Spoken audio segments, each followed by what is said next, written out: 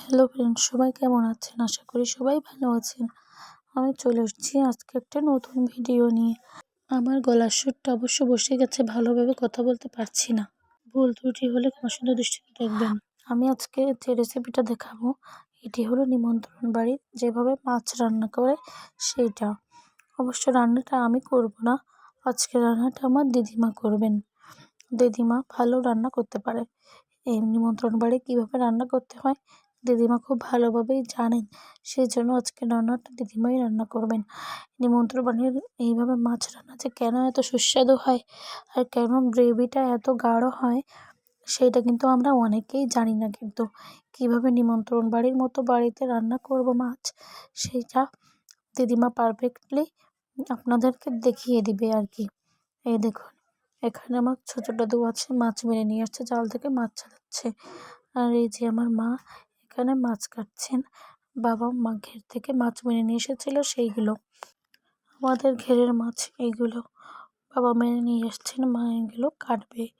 এখন কেটে ভালোভাবে ধুয়ে পরিষ্কার করে নিয়েছেন। মাছগুলো মাখাবে, তার আগে আলু সিদ্ধ করতে বসিয়ে দিয়েছে। দেখুন, আলু ধুয়ে সিদ্ধ করতে বসিয়ে দিয়েছে। এটা কিছুক্ষণ ধরে সিদ্ধ হতে হতে মাছটা মেখে নিবে। মাছটা মাখার জন্য প্রথমে মাছে নুন দিয়ে দিল, এবার দিয়ে দিল হলুদ গুঁড়ো। এবার হলুদ গুঁড়ো দেওয়ার পর এবার দেবে শুকনো ঝালের গুঁড়ো। শুকনো ঝালের গুঁড়োটা দিয়ে মাছ ভাজলে মাছগুলো বেশ শক্ত শক্ত হয়, আর খেতেও কিন্তু খুব ভালো লাগে। এবার মাছটা মেখে নিচ্ছে খুন্তি দিয়ে। দেখুন, খুন্তি দিয়ে ভালো করে মাছটা মেখে নেবে। তা খুন্তি দিয়ে ভালোভাবে মাখা হচ্ছে না, পারছে না আমার মা ভালোভাবে মাখতে। আমার দিদিমা বলছে, দে আমার কাছে দে, আমি ভালো করে কী করে হাত না দিয়েই মেখে দিব। এই দেখুন, আসলে এই সব বুদ্ধি কিন্তু আগের জেনারেশনের মানুষরাই পারবে। কিন্তু আমার দিদিমা কত সুন্দর পদ্ধতিতে হাত না দিয়েই মাছটাতে ভালোভাবে হলুদ মেখে নিল, মানে মশলা মেখে নিল আর কি। দেখুন, মাছটা কত সুন্দর মাখা হয়ে গেছে, একদম পরিপূর্ণ হয়ে গিয়েছে। আর তার আগে আলু সিদ্ধটা নামিয়ে কড়াইতে তেল দিয়ে দিয়েছে। এবার মাছটা ভেজে নিচ্ছে।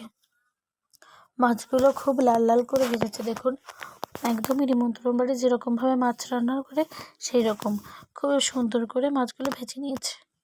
আর এবার দিয়ে দিচ্ছে কড়াইতে সরিষার তেল, তারপর গরম করে দিয়ে দিল তেজপাতা। তেজপাতা দিয়ে একটু নেড়ে চেড়ে দিয়ে দেবে এবার গোটা জিরে। গোটা জিরেটা একটু ভাজা হলে তারপর দিয়ে দেবে কাঁচা ঝাল বাটা। আর এবার দিয়ে দিচ্ছে আদা বাটা। এটাতে কিন্তু কোনো পেঁয়াজ রসুন ইউজ করা হবে না, পেঁয়াজ রসুন ছাড়াই রান্না হবে। এবারে এই মশলাটা একটু নেড়ে চেড়ে দিচ্ছে, ভালো করে নেড়ে চেড়ে দিতে হবে যেন মশলাটা পুড়ে না যায়। পুড়ে গেলে কিন্তু খেতে ভালো লাগবে না, তেতো লাগবে। তো এই মশলাটা যেন না পুড়ে যায় সেদিকে আমাদের খেয়াল রাখতে হবে। এবার নেড়ে চেড়ে দিচ্ছে। এবার এইটা দিকে দিলে হলো, এইটা হলো যে আলুটা সিদ্ধ করতে দিয়েছিল সেই আলুটা এখানে ম্যাশ করে নিয়েছেন হাত দিয়ে। এবার এটাতে দিয়ে দিল হলুদ গুঁড়ো। দেখুন, রান্নার কিন্তু এইটাই কিন্তু মেন বিষয়, যে আলুটা ম্যাশ করে দিতে হবে। আর এখন দিয়ে দিল শুকনো ঝালের গুঁড়া। এইটাই কিন্তু রান্নার মেন টিপস, নিমন্ত্রণ বাড়ির মতো গ্রেভিটা ঘন করার। এবার দিয়ে দিচ্ছে নুন বিভিন্ন মশলা দিয়ে ভালো করে কষিয়ে নিতে হবে। এই দেখুন, কালারটা কত সুন্দর এসেছে, আমরা দেখলে বুঝতে পারবেন আপনারা। দেখুন, আর কত সুন্দর তেলটা উপরে ভেসে উঠেছে, খুব সুন্দর করে কষাচ্ছে আর কি। দেখুন, নিমন্ত্রণ বাড়ির এইভাবে রান্না করা কিন্তু আমরা অনেকেই কিন্তু জানি না যে নিমন্ত্রণ বাড়ি কীভাবে মাছ রান্না করে, কেন ওদের মাছটা এত স্বাদ লাগে। তারপর কষানোর পর জল দিয়ে দিল। জলটা একটু ফুটে উঠলে মাছের মাথাগুলো আগে দিয়ে দিবে, কেননা মাছের মাথাটাতে একটু জাল লাগবে সেই জন্য। আর তার একটু পরে মাছগুলো দিয়ে দিবে। দেখুন, মাছটা দিয়ে দিয়েছে। মাছটা দিয়ে একটু নেড়ে চেড়ে মাছগুলো একটু সেট করছে আর কি ঝোলের সাথে। ঝোল কিন্তু যে সময় কমে আসবে সেই সময় মাছগুলো দিতে হবে। এখন দিয়ে দিচ্ছে বাটা মশলাটা, এলাচ লবঙ্গ দারচিনি এসব বাটাগুলো দিয়ে দিচ্ছে মাছের ঝোল। দেখুন, ঝোলটা কিন্তু প্রায় কমেই এসেছে। ঝোলটা কীভাবে টকবক করে ফুটছে আপনারা দেখলেই বুঝতে পারবেন যে ঝোলটা কত সুন্দরভাবে হয়ে গেল। আসলে এইভাবে নিমন্ত্রণ বাড়ির মতো মাছ রান্না কিন্তু অনেকেই জানেন না। নিমন্ত্রণ বাড়িতে মাছ কিন্তু এভাবে পেঁয়াজ রসুন ইউজ করে না।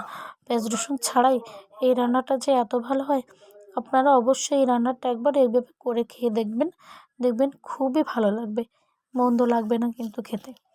এইভাবে রান্নার টিপসটা কিন্তু আমিও জানতাম না, আমি শিখেছি আমার দিদিমার কাছ থেকে। আপনাদের আমার ভিডিওটি ভালো লেগে থাকলে আমার পাশে থাকবেন, লাইক কমেন্ট শেয়ার করে দিবেন। আজকের ভিডিওটি এই পর্যন্তই। সবাই ভালো থাকবেন, সুস্থ থাকবেন। ধন্যবাদ সবাইকে।